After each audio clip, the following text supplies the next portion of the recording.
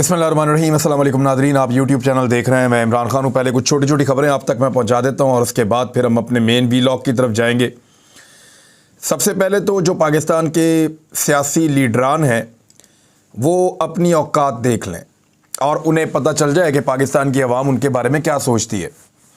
ये रहीक अब्बासी साहब ने एक बड़ा ज़बरदस्त सर्वे करवाया और उसमें उन्होंने सवाल पूछा कि इमरान खान की हुकूमत गिराने में सबसे ज़्यादा किरदार किसका था। नीचे उन्होंने 4 ऑप्शंस दिए हैं। Number 1 Nawaz Sharif, number 2 Asif Ali Zardari, number 3 Shahbaz शरीफ और नंबर 4 कमर जावेद बाजवा। मेरे ख्याल में शहबाज शरीफ और नवाज शरीफ को इकट्ठा ही रखते, शरीफ बरादरान लिख देते और एक ऑप्शन उनको दे देनी चाहिए थी मौलाना फजल रहमान की। हज़ारों लोगों ने इसका जवाब दिया है और जो इंटरेस्टिंग बात है वो ये है कि तमाम सियासतदान जो हैं उनके ऊपर लोगों को बिल्कुल भरोसा नहीं है।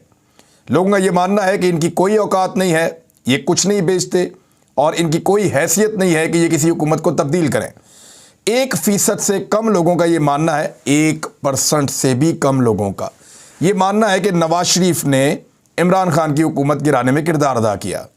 लगभग 3% लोगों का ये मानना है कि जरदारी ने बड़ी क्रेडिबिलिटी है आसिफ अली जरदारी की हुकूमत गिराने में। यानी आसिफ अली जरदारी के बारे में 3% से ज़्यादा लोग ये मानते हैं कि उन्होंने इमरान खान की हुकूमत को गिराया। शहबाज शरीफ जो इस वक्त पाकिस्तान के वज़ीर आज़म हैं, 0.5% से भी कम लोग, 0.4% पाकिस्तानियों का ये मानना है कि शहबाज शरीफ ने इमरान खान की हुकूमत को गिराया। और जनरल कमर जावेद बाजवा, इनके बारे में पाकिस्तान में 95% से ज़्यादा लोग ये समझते हैं कि इस शख्स ने इमरान खान की हुकूमत को गिराया। अब आप ये देखें कि क्या क्रेडिबिलिटी रह जाती है सियासतदानों की।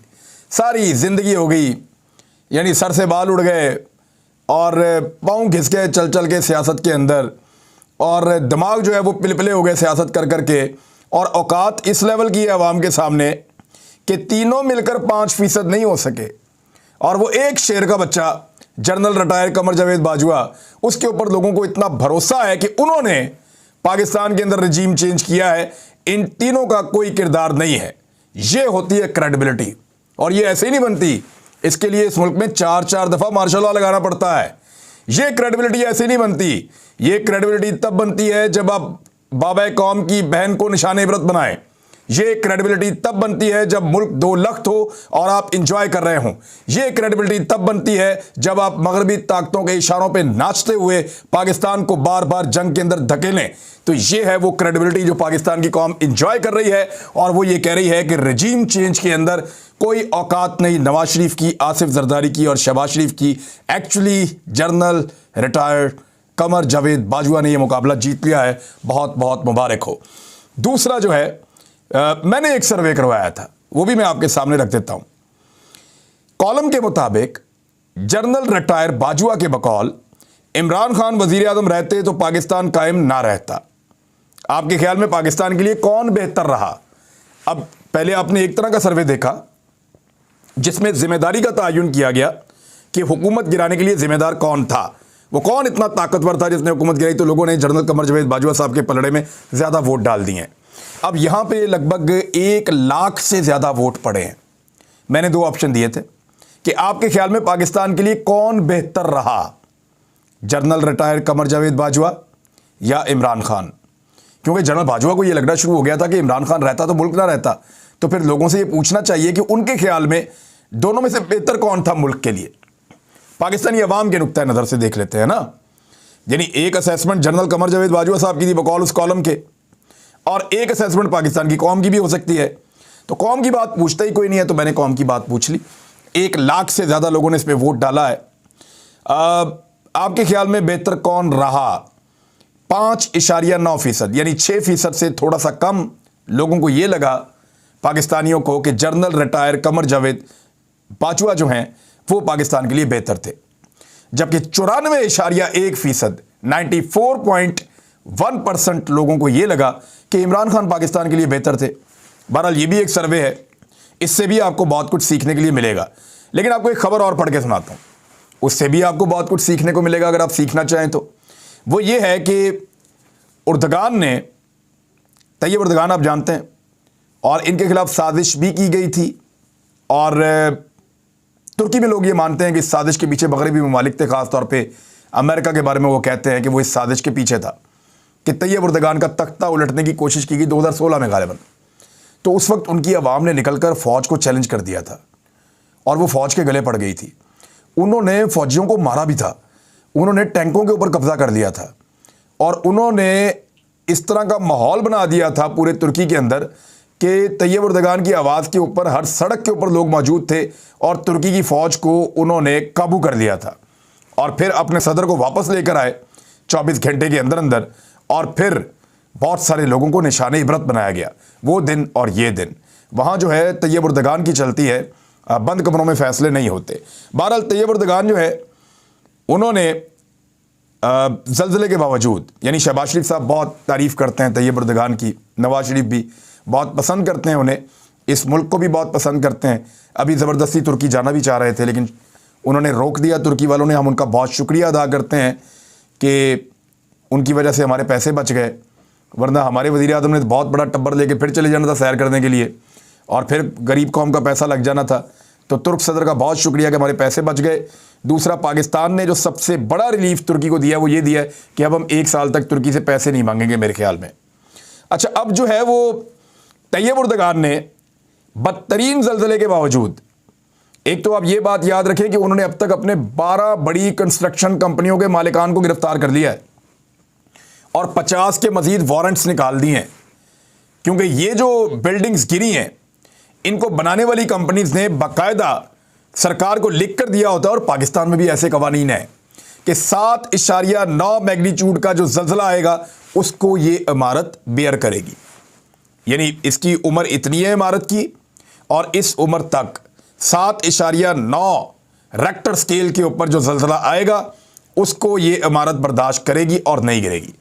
अब वो जिन लोगों की इमारतें गिर गई हैं, जिन्होंने रूल्स को फॉलो नहीं किया था, वो गिरफ्तार हो रहे हैं। और ये तुर्की में ही होता है। पाकिस्तान में पुल बनता बनता ही गिर जाता है। पाकिस्तान में कराची में हमने देखा पुल के नीचे गाड़ियां आ गई, पूछे किसी ने नहीं, वो कंस्ट्रक्शन कंपनी मौजें कर रही हैं। एक सड़क तामीर हो रही होती है, उसकी तामीर का आखिरी किलोमीटर चल रहा होता है तो पहला किलोमीटर जो है वो उखड़ गया होता है एक बारिश में। यानी बारिशों के अंदर सड़कें बह जाएं, ये बात आप जाके यूरोप में किसी मुल्क में बताएंगे लोगों को, वो हैरान हो जाएंगे कि भाई ऊपर से बारिश पड़ती है, सैलाब भी नहीं है और सड़क टूट गई। भाई बारिश में कैसे सड़क टूट जाती है?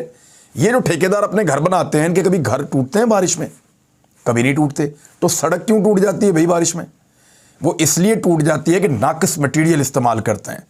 तो ये दुनिया में ऐसे नहीं होता, पाकिस्तान में ऐसे होता है। बहरहाल उन्होंने ये मिसाल बनाई है। तो तैयब उर्दगान ने इतने सारे लोगों की जाँ बहक होने के बावजूद, बहुत बड़ी तादाद में लोगों के बेघर होने के बावजूद, उन्होंने इस अज़म का इजहार किया है कि 14 मई को जो है वो इलेक्शन होंगे और इलेक्शन करवाए जाएंगे। यानी तुर्की में वो इस डिज़ास्टर के बाद भी इलेक्शन करवाना चाह रहे हैं और पाकिस्तान में हर वक्त पीडीएम के रहनुमा और उनके सहूलतकार यही मौका देख रहे हैं कि कोई छोटा मोटा वाकया हो हम इलेक्शन को डिले कर दें, कोई छोटी मोटी बात हो हम इलेक्शन को डिले कर दें। हम इलेक्शन में जाना नहीं चाहते, इनको पता है कि बारिशें होंगी और बहुत ज़्यादा बारिशें होंगी, तो ये कोशिश करेंगे कि अगले साल फिर इलेक्शन ना हो। और अगर इमरान खान साहब ने इंतज़ार कर लिया मानसून का या बरसात का, तो उसके बाद उनको 6 महीने और इलेक्शन नहीं होने देंगे ये लोग। ये इलेक्शन से इसलिए भाग रहे हैं कि इनको दिखाई दे रहा है कि इनको मैदान में कुछ नहीं मिल रहा। ये इलेक्शन जो होने जा रहा है, इमरान खान साहब 2/3 अक्सरियत से जीतने जा रहे हैं। मुझे कोई ऐसा दोस्त नहीं मिलता PMLN का या पीपल्स पार्टी का, पंजाब के अंदर से स्पेशली, जो ये कहे कि वो अपनी सीट बड़े आराम से जीत रहा है। पहले बहुत सारे लोग ये दावा करते थे, अब लाहौर के अंदर जो इनके लोग हैं वो भी दावा करते हुए थोड़ा सा घबराते हैं और वो मुकाबला करने की बात करते हैं, वो टक्कर देने की बात करते हैं कि हम PTI के कैंडिडेट को टक्कर देंगे, उसके साथ हम मुकाबला करेंगे। लेकिन जीतने के दावेदार वैसे नहीं हैं जैसे हमेशा हुआ करते थे। तो ये खबर है, मैंने कहा आपके साथ शेयर कर दूं। एक और खबर शेयर करते हैं आपके साथ, थोड़ी सी और शर्म दिलानी है किसी को, तो खबर ये है, अशोक स्वेन, ये इंडियन जर्नलिस्ट हैं और वहाँ बड़े मकबूल आदमी हैं, सोशल मीडिया के ऊपर ये बड़े मकबूल हैं और प्रोफेसर भी हैं। इन्होंने एक ट्वीट किया है, पाकिस्तान के बारे में किया है और इंडिया के बारे में किया है। यानी पाकिस्तान को अपने आप को महफूज रखने के लिए, अपनी मईशत को महफूज रखने के लिए आईएमएफ से जो पैसा चाहिए वो 1.1 अरब डॉलर चाहिए जो मिल रहे हैं। अब ये कोई बड़ी बात नहीं है। अशोक सवेन ये कह रहे हैं, ये भारतीय प्रोफेसर भी हैं, जर्नलिस्ट भी हैं, एक्टिविस्ट भी हैं, तो इनका ये कहना है कि 1.1 अरब यानी 1.1 बिलियन अमेरिकन डॉलर्स जो हैं वो पाकिस्तान को चाहिए आईएमएफ से अपने आप को फिलहाल बचाने के लिए, मईशत को बचाने के लिए। और अब वो लिखते हैं कि exactly the same amount Modi paid for his 2 luxury planes. ये बिल्कुल वही अमाउंट है जो नरेंद्र मोदी ने, भारत के वजीर आज़म ने, अपने 2 लग्जरी तैयारों के लिए दिए। ये फ़र्क है पाकिस्तान और भारत में। मेरे ख्याल में शर्म आनी चाहिए पाकिस्तान को कि 70 साल के बाद मुल्क आगे बढ़ते हैं, हम पीछे चले गए हैं। और इतना पीछे चले गए हैं कि अब लोग इस तरह की मिसालें दे रहे हैं। और ये कोई ऐसी बात नहीं है कि हमें शर्मिंदा कर रहे हैं, फैक्ट है, फैक्ट आपके सामने रख रहा हूं। फैक्ट ये है कि 1.1 अरब डॉलर पाकिस्तान को आईएमएफ से चाहिए और मोदी ने सिर्फ इतना पैसा अपने 2 लग्जरी तैयारे लेने के लिए खर्च किया है। यानी भारतीय वजीर आज़म के पास, चाहे वो मोदी रहे, बाद में कोई और भी हो, उसके पास 2 जो लग्जरी तैयारे होंगे वो उतने पैसे के होंगे जितने पैसों के लिए पाकिस्तान बड़े लंबे अरसे से आईएमएफ के घुटनों में बैठा हुआ है। और आईएमएफ के साथ जो मुआहदा किया है वो भी बड़ा खौफनाक है। उसके बारे में आपको बताता हूँ, लेकिन एक खबर और है। एमक्यूएम पाकिस्तान के कन्वीनियर खालिद मकबूल सिद्दीकी का कहना है कि हम अपना मुतालबा किसी सूरत ख़त्म नहीं करेंगे।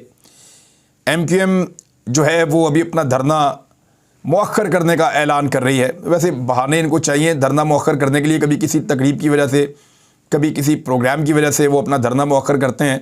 वो अल्ताफ़ हुसैन का ही टाइम था जब वो डरा धमका के लोगों को लाकर बैठा देते थे। लोगों के पास इतना टाइम नहीं है और ना लोगों ने एमक्यूएम से इतनी उम्मीद वाबस्ता की हुई है कि एमक्यूएम उनको डिलीवर करके देगी। अभी हाल ही में एमक्यूएम 2 मरतबा हुकूमत में रही है। पहले वफाकी हुकूमत में इमरान खान के साथ थी, अब शहबाज शरीफ के साथ है। उससे पिछली हुकूमत में भी थी, उससे पिछली हमेशा हुकूमत में रही है। और कराची के अंदर तो रूल करते रहे हैं, लेकिन इसके बावजूद इन्होंने कराची को खंडर बना दिया है।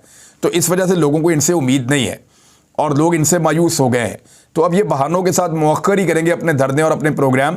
इलेक्शन में अगर एस्टेब्लिशमेंट एमक्यूएम को जितवाने की कोशिश करे और इनको वोट डलवा दे इनके बक्से के अंदर किसी तरह भी, जैसे ये पहले डालते थे, वो वाला इनको फ्री हैंड मिल जाए और उन लोगों को मुतहर्रिक कर दे, तो फिर ये एमक्यूएम वालों को जितवा सकते हैं। अदरवाइज उनके जीतने का इम्कान कोई नहीं है। शौकत तरीन को गिरफ्तारी के हवाले से एक खबर चली थी, मैंने भी इसको ट्वीट कर दिया था देखकर खबर, लेकिन जब उसको कंफर्म किया तो वो गिरफ्तार नहीं हुए, वो बल्कि पाकिस्तान में मौजूद नहीं है। लेकिन एफआईए ने उनको गिरफ्तार करने का फैसला किया है और एफआईए को लगता है कि उनको गिरफ्तार किया जाए और इंक्वायरी मुकम्मल होने और मजीद कार्रवाई के लिए वो लिखा है एफआईए ने। बहरहाल हो सकता है कि शौकत तरीन को गिरफ्तार कर लिया जाए। शाहिद खाकान अब्बासी साहब ने एक स्टेटमेंट दिया इमरान खान साहब को लेकर। उन्होंने कहा है कि अगर पाकिस्तान तहरीक इंसाफ के चेयरमैन इमरान खान की जानिब से उन्होंने कहा कि साबिक army chief general Qamar Javed Bajwa पर लगाए जाने वाले इल्ज़ामात आइन की खिलाफ वर्जी से मुताल्लिक हैं और वो इनके खिलाफ आर्टिकल 6 के तहत दरख्वास्त दें। शाहिद खाकान अब्बासी साहब ने यह मशवरा नवाज शरीफ साहब को तो नहीं दिया था जब वो कहते थे कि आप लोगों ने अपने हलफ से गद्दारी की, कुछ लोगों ने आपको जवाब देना पड़ेगा, आपने हुकूमत को गिराया, आपने झूठे केसेस बनाए और बेशुमार घटिया तरीन इल्ज़ामात नवाज शरीफ साहब ने भी लगाए थे। इमरान खान साहब ने तो ये कहा है कि जनरल कमर जावेद बाजवा साहब ने खुद एक इंटरव्यू दिया और उसमें उन्होंने एतराफ़ कर लिया कि उन्होंने रजीम चेंज ऑपरेशन किया है, तो अब उनके खिलाफ इंक्वायरी होनी चाहिए। लेकिन नवाज शरीफ साहब ने तो डायरेक्टली टारगेट किया था उस वक्त जब वो आर्मी चीफ थे, तो उस वक्त नवाज शरीफ साहब ने क्यों नहीं लिखा था? नवाज शरीफ साहब को क्या शाहिद खाकान अब्बासी साहब ने यह मशवरा दिया था? मेरे ख्याल में उस वक्त नहीं दिया था। वैसे भी ये बिल्ली के गले में घंटी डाले कौन, ये भी एक बहुत बड़ी मुसीबत है पाकिस्तान में। लोग डरते हैं और सियासतदानों को पता है कि पूरा करियर तबाह हो जाएगा इस चक्कर में अगर पड़ेंगे तो। नाज़रीन, मैंने आपको एक खबर बताई थी कि शाइस्ता परवेज़ मलिक साहिबा, जो परवेज़ मलिक मरहूम की अहलियाँ हैं, उनको बनाया गया है मावन ख़ुसूसी शहबाज शरीफ का। और मैंने आपको ये भी बताया था कि ये मरीम नवाज़ और नवाज शरीफ के कहने पे बनाया जा रहा है। वजह ये थी कि उनकी जो घर वाली सीट है उसके ऊपर नवाज शरीफ की और मरीम नवाज़ की नज़र है और वो चाहते हैं कि वो सीट के ऊपर मरीम नवाज़ खुद इलेक्शन लड़े, क्योंकि वो लाहौर की सबसे महफूज सीट PMLN के लिए तसव्वुर की जाती है। पहले जितनी महफूज तो नहीं है, मुकाबला तो होगा, लेकिन सबसे महफूज सीट तसव्वुर की जाती है। तो वो सीट लेने के लिए तो ऑब्लाइज कर रहे थे कि आपको मावनी खसूसी बना दिया जाता है वज़ीर-ए-आज़म पाकिस्तान का।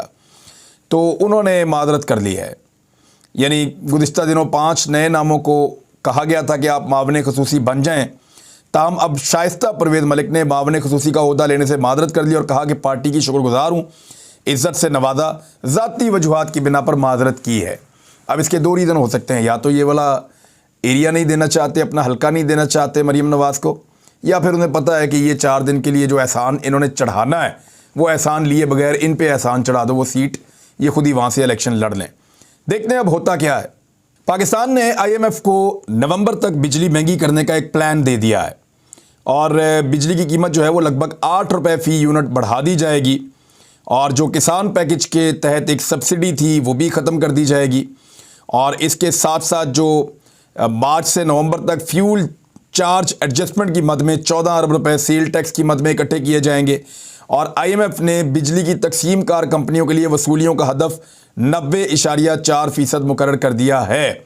शहबाज शरीफ का ये कहना है कि मुझ समेत पूरी अशराफिया को कुर्बानी और इसार का मुजाहरा करना होगा, तो सबसे पहले मियाँ साहब अपनी काबीना ही छोटी कर दें। रोज़ाना आप थोड़े से बंदे और शामिल कर देते हैं, काबीना की आप सेंचुरी करने वाले हैं और कुर्बानी देने की आप बातें कर रहे हैं। तो सबसे पहले अपनी काबीना की कुर्बानी दें ना, वहाँ से लोगों को बाहर निकालें ताकि आवाम को भी पता चले कि आप कुर्बानी देने के मोड में हैं। कुर्बानी ऐसे तो नहीं होगी, यहाँ आटे का बुहरान पैदा होने वाला है।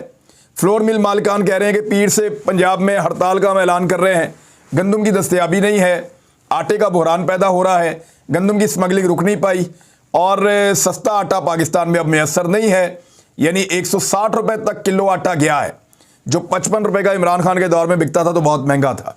ये पाकिस्तान के मीडिया और पाकिस्तान की पॉलिटिकल पार्टीज़ और पाकिस्तान की एस्टेब्लिशमेंट को बेनकाब करके गए हैं 10 महीने। थोड़ी सख्तियां ज़रूर थी, लोगों को तकलीफ़ हुई है, लेकिन सबसे अच्छी बात यह है कि वो जो सूट बूट में फिरते थे ना, लोगों ने उनको नंगे देखा है, नंगा। अब तक के लिए इतने, अपना ख्याल रखिएगा, अपने इस चैनल का भी। अल्लाह हाफ़िज़।